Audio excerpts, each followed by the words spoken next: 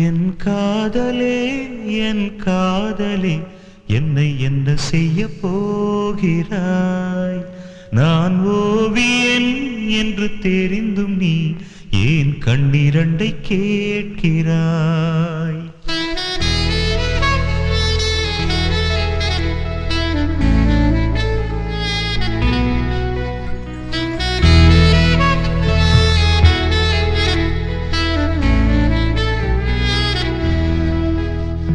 சிலுவைகள் சிறகுகள் ரெண்டில் என்ன தரப்போகிறாய்?